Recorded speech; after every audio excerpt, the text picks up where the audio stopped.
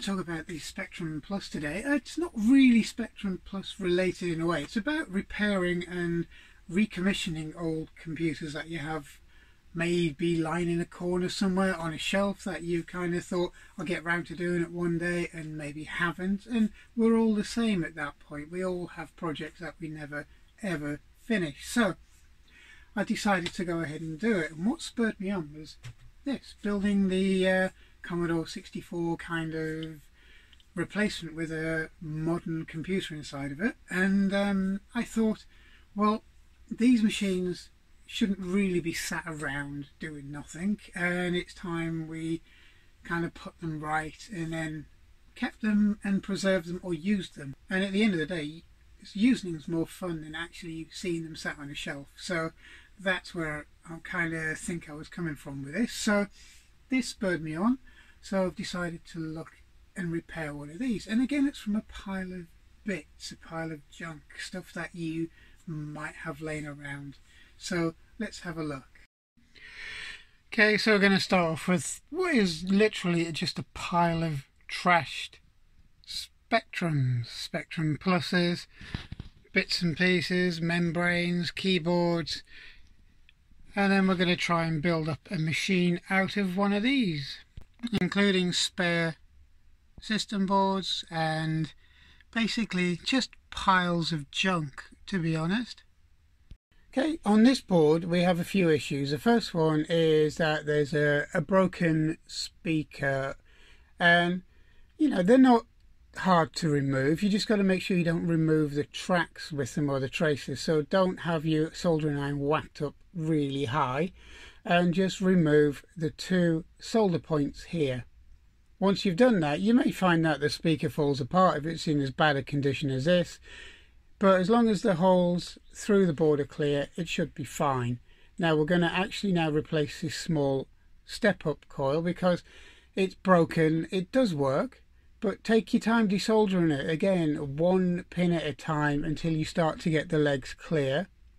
And then when you replace it, just solder it in gently. Don't go mad. Same with the speaker itself. Okay, there's only two pins, so take your time. You don't want to pull the tracks away. When you're finished, it should look kind of like this and be nice and neat. Okay, so this is our repaired board with a brand new beeper speaker in it, brand new component, new coil on here, and basically all I need to do now is fit a reset switch across these 2 points here. And to do that, nothing really ever goes to waste. I'm going to take it off my parts bin special, and I'm going to disconnect it from here and put it on the new one. Okay, so we've resoldered this onto the new board, and it's almost ready to fit in the case. As you can see, it's also had an EEPROM upgrade because the original was faulty, and basically just took a copy of it, and then hopefully it will run the way it should do. Next job is the case. The case itself is not bad, but the membrane underneath is deteriorated, and basically half the keys work. It's a normal thing for these Spectrum Pluses. If you notice now, I have a Spanish edition 128, which is actually a dead machine, but the keyboard's nice. I'm going to swap the keyboard and the complete membrane over. I'm going to put it in the new machine, and I'm going to keep the 128 case because I've got a project in mind for this one, so that's what I'm going to do next. So there we have the membrane and the rubber mat removed, and also the big metal plate, ready to swap it into the new case. Okay, so you have the 128 case in the background now, and the components out of it laid on top of the new, or the 48 case, which is going to be used to put this machine back together. And as the newly put together Spectrum 48 Plus keyboard and top, one thing you will notice is I used the Spanish 128 backplate because it's actually made of plastic instead of the 48 Plus's original steel one. You can see as a comparison, metal plastic, and it takes a bit of weight out of the machine as well, but I'm guessing it saved a bit of cost when they built the machines. So next we have the bottom of the case, and we're just going to pop the motherboard back into it. And there we go, including the brand new reset switch that's on this board. So the work that's been done to it is that's been replaced, speaker's been replaced, the ULA has been replaced, and it's had basically a copy ROM put in place because that one was corrupt and it didn't work properly. So, and also I've done a composite mod on the RF for this machine just to make it easier on modern TVs, especially LCD ones. Okay, so this is one of the scavenged boards to make this Spectrum Plus run, and this is the completed model,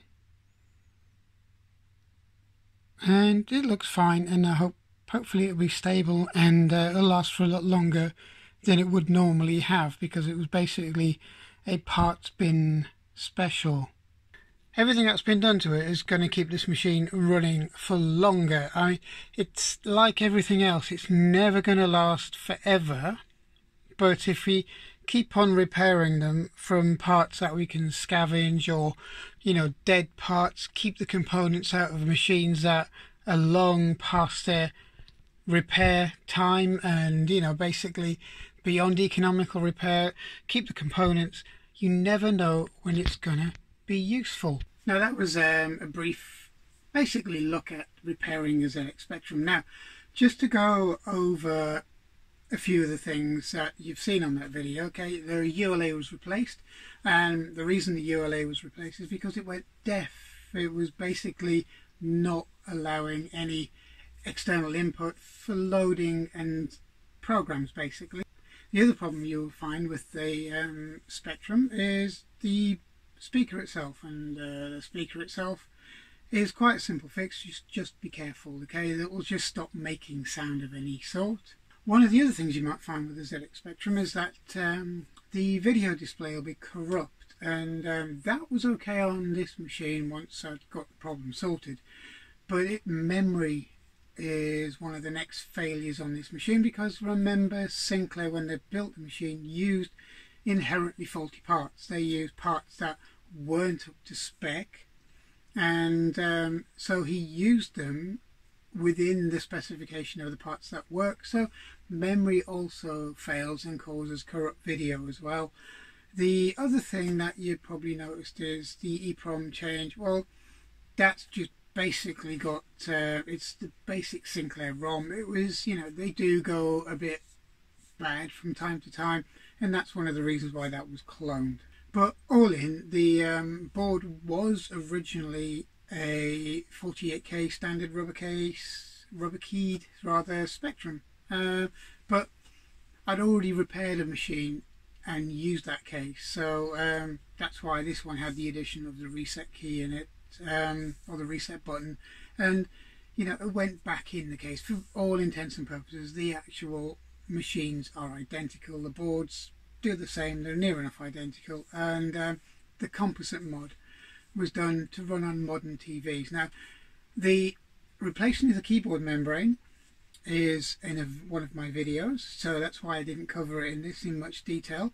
The composite mod I didn't cover because it's also in another one of my videos, and it's an instructional video, both of those on replacing them. Okay, so, and the other reason why I didn't show you soldering in the pins, because it's not really that interesting to watch somebody soldering some pins. But it, you know, if somebody wants me to, I'll do it on the next one. But you know, it's just basically running through the steps to repairing a Spectrum, and just to give you an idea of how easy or difficult it can be. Okay, so I hope you enjoyed that short kind of video into putting together one of these machines. As you can see, it's running and it's working fine, and there are no issues with it whatsoever, and it's always worth trying to rescue one of these from, you know, using parts from long dead machines. The idea is, don't throw away something that is kind of half working or partially working, because eventually you'll get it working. But one thing I did note notice and didn't tell you in the video, because it kind of relates to this machine only, but the other repairs will relate to, you know, this type of machine if you're repairing one, is that there are very few machines with the number of faults that this one had, because normally you have one or maybe two faults at the most, not the sheer number that this had. This is one of the reasons why I picked this machine, because it covers a lot more than just doing a general one fault like a ULA problem and so on. But it's, you know, it's nice to start off with a machine and get it working. But one of the things I didn't show you in that video was one of the tracks came away when removed the speaker, or the beeper speaker, the piezo speaker. One of the tracks actually came away, so it actually, as it pulled out, it pulled the track with it. And because these boards are old now, they're kind of delaminating a little bit from the original board, and that's one of the problems that you may encounter. As long as the track or the copper wire isn't snapped, I mean, you can just redo it and basically relay it, bond it back into place, and then resolder a new connection to what was left of the wire, which is what I had to do. But you know, it's nothing drastic, and you know, these boards are quite simple to trace back where the traces and tracks are meant to go. But you've got to remember, underneath the green solder mask, it's just copper wire basically. Okay, so you know, just be aware of that when you do one yourself. The other thing is that, you know, we are moving into an era where modern TVs, LCD screens, aren't particularly good at working with RF on these machines, which is why this had a, you know, a video mod to make it a bit more compatible with these machines. But even then, not every TV is going to have composite or similar, or even SCART, which you can use with an adapter. But you are going to find it harder and harder to get TVs to work with these old machines as well. So one of the things I was originally building this machine for is to give to a friend who used to have one when he was a kid, and we used to play long hours on this machine, and basically spend most of our weekends playing on his rubber keyed Spectrum as well. So it was a case of, I'll build him one and then we'll give him this machine. But talking to him, I realised that he didn't have a TV with either SCART or composite or, you know, S-video or similar. It was all HDMI based. So that's another problem with these machines, as I say. So this led me down the route of doing another emulation machine. And the emulation machine for the Spectrum has been pretty poor. You've got the Spectrum Vega, you also have various other sort of Pi-based conversions out there, and you had this, and this is arguably the worst one, the recreated Spectrum, which was touted to be the world's only full-size replica of a ZX Spectrum, but they didn't tell you it was just a replica Bluetooth keyboard, and not a very good one at that. And the reason I don't think it was very good is because it should have done more than it did. Okay, the actual case and keyboard is very nice, you know, it's very close to what the original Spectrum was, but it didn't do enough. And the Kickstarter project, when it started, I've got into a lot of trouble as well. People didn't receive them who pre-ordered them and so on. So, you know, it wasn't particularly a good way forward for keeping this moving and going forward.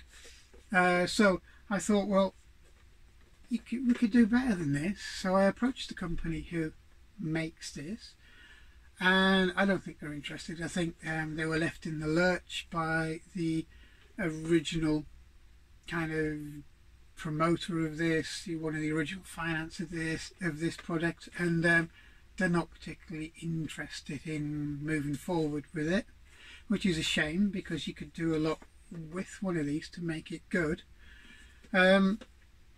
So what I've been thinking is actually producing proper versions of this based on maybe an ARM processor, Orange Pi or something similar, that will run all of the software, basic, everything else that you want to use on a ZX Spectrum as if it was a ZX Spectrum, but using proper parts, none of this moulded into one piece keyboard and so on, using the original or as close to the original cases as possible, so everything that you would have on the new model using an ARM processor or an Orange Pi, you could actually physically take it out and put a ZX Spectrum board in if you really wanted to, and vice versa. So it would be interchangeable, so it was as close to the original as possible, bar the system board, and that's what I want to do. Not for profit, it actually sell them to provide some funds for a local children's hospital, or rather children's hospice, and so anything that's made over the cost of these will go directly to them. So it's not for making money, but it's also to give people a chance to have a Spectrum that will run with a HDMI TV, have all the software that you would need internally on the machine, very similar to this in the C64, because of the C64 and the C64 Mini, the recreated ones did really well, and there's no reason why we can't do the same with the Spectrum, but do it on a basis that it's helping charities, helping fund a hospice and so on, and that's what I want to do. So if you like one of these built, you know, just let me know and we'll do it for you. And as I say, it's not to make profit or money, it's just to help out. Okay, anything over and above what I can reduce the parts of the cost of the parts for will actually go towards the hospice. Okay, and if you'd like something like that, just leave some comments, and you know, we could get it out into a retro community and also help a charity and help children going forward. And also, if you've got any old PC components, old microcomputer bits, anything from boards to cases to keys that you don't need or don't want, or even things that are working that you've never used for a long time or didn't realize you had, again, I'll be open to kind of donations in that way too, so that I can refurb them, use the parts, and then put them back out as working machines again to go towards a good cause such as the children's hospice, etc. So it would be a nice thing going forward. And also, you know, if you donated, let's say, I don't know, a Sharp computer, and I managed to get it running and working, well, there's always the option you can have it back less, you know, plus just for the cost of the parts that were to make it work, and then that money would go to the children's hospice again, and so on. So it's kind of a rolling effect, you know. So it would be nice to get something like that moving, but also this channel's meant to be for you guys as well. So if you've got something that you want featured or fixing or working on and so on to be used in a video, fine, I'll be happy to do it for you and happy to move it on, move it forward, and then, you know, return the loaned machine to you. So that would be an ideal thing to do, and again, we want to make it more for you guys and what you want. Okay, so I hope this all makes sense, and so any comments, please just whack them in the bottom, and we'll hopefully have a bit of a chat about it. Okay, so thanks again for your time, thanks for watching, and I hope to see you soon. Okay, thank you.